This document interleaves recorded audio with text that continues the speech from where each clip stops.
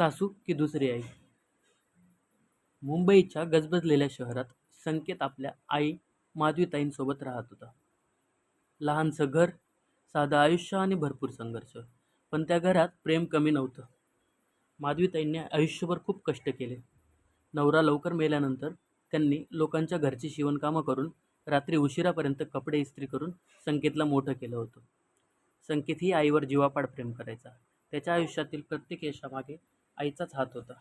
मात्र माधवीताईंच्या मनात एकच इच्छा होती, माझ्या मुलाला आयुष्यात अशी मुलगी यावी जी या घराला पुन्हा हसू देईल.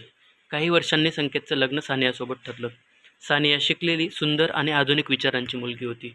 पुण्यात वाढलेली असल्यामुळे तिला स्वतंत्र आयुष्याची सवय होती. लग्नाच्या पहिल्या काही दिवसात सगळं अगदी छान चाललं होतं. माधवीताई रोज तिच्यासाठी नवीन पदार्थ बनवायच्या, तिची काळजी घ्यायच्या, ऑफिसला जाताना डब्बा हातात द्यायच्या. सानियालाही सुरुवातीला हे सगळं आवडत होतं. पण हळूहळू तिला असं वाटू लागलं की घरातील प्रत्येक गोष्टीत माधवीताईंचा हस्तक्षेप जास्त आहे. तिला स्वतःची जागा हवी होती. तिच्या मनात आधीपासूनच एक भीती होती. सासू म्हणजे कायम चुका शोधणारी व्यक्ती. एका सकाळी सानिया ऑफिसला जाण्याच्या घाईत पोळ्या बनवत होती. माधवीताईंनी सहजपणे म्हटलं, पोळ्या थोड्या जाड झाल्या आहेत. त्या फक्त साधं बोलल्या होत्या, पण सानियाला ते टोमण्यासारखं वाटलं. ती लगेच चिडली आणि म्हणाली, माझ्यात काहीच चांगलं दिसत नाही तुम्हाला. त्या क्षणी घरात एक विचित्र शांतता पसरली. माधवीताई काही क्षण गप्प राहिल्या. त्यांच्या डोळ्यात दुखावलेपणा स्पष्ट दिसला होता, पण त्यांनी काहीच उत्तर दिलं नाही. त्या दिवसानंतर दोघींमध्ये अंतर वाढू लागलं. जेवण वेगळं, गप्पा बंद आणि घरातलं हसूही हरवलं. संकेत दोघींमध्ये अडकून गेला होता. तो सानियाला समजायचा की आई वाईट नाही, पण सानियाला वाटायचं की तिची बाजू कोणी समजून घेत नाही. एक दिवस रागाच्या भरात तिने तिच्या मैत्रिणीला फोन करून सांगितलं की तिला वेगळं राहायचं आहे.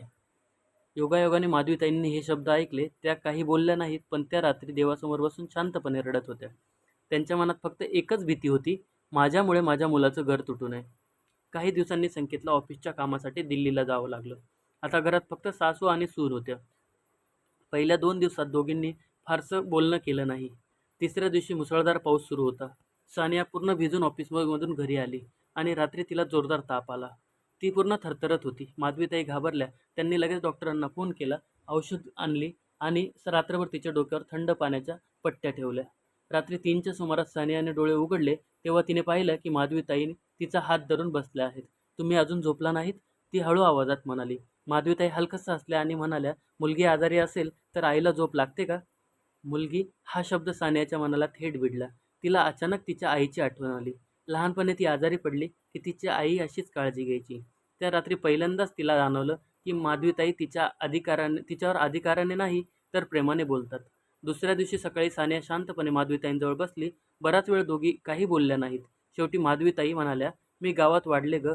माझं बोलणं कधी कडक वाटत असेल, पण मी तुला कधीच दुखवायचं ठरवलं नाही. हे ऐकताच सानियाच्या डोळ्यात अश्रू आले. ती रडत म्हणाली, आणि मी तुम्हाला समजावून घेतलं नाही. त्या दिवसानंतर दोघींमध्ये सगळं बदललं. घरात पुन्हा हसू परत आलं.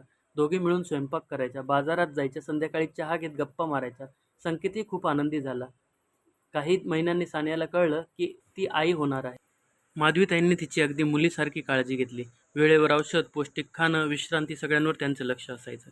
सानिया अनेकदा विचार करायची, जिच्यापासून मी दूर पळत होते तीच आज माझी सर्वात जवळची व्यक्ती झाली आहे. 9 महिन्यांनी सानियाने एका गोंडस मुलीला जन्म दिला. माधवीताईंनी तिला हातात घेतलं आणि त्यांच्या डोळ्यात आनंदाश्रू आले. त्या हळू आवाजात म्हणाल्या, आज माझं घर खरंच पूर्ण झालं. सानिया हसली आणि म्हणाली, आई ही तुमच्यासारखीच प्रेमळ होणार. आई हा शब्द ऐकून माधवीताई काही क्षण शांत राहिल्या, कारण त्या शब्दात सासूपेक्षा जास्त माया होती. काही दिवसांनी सानियाची आई भेटायला आली. तिने आश्चर्याने विचारलं, सानिया तू इतकी बदललीस कशी? सानिया हसली आणि माधवीताईंकडे पाहत म्हणाली, कारण मला सासू नाही, दुसरी आई मिळाली आहे. दारात उभ्या असलेल्या माधवीताईंच्या डोळ्यातून अश्रू वाहत होते. त्या मनात फक्त एकच गोष्ट म्हणत होत्या, नाती रक्ताने नाही प्रेमाने जुळतात. धन्यवाद.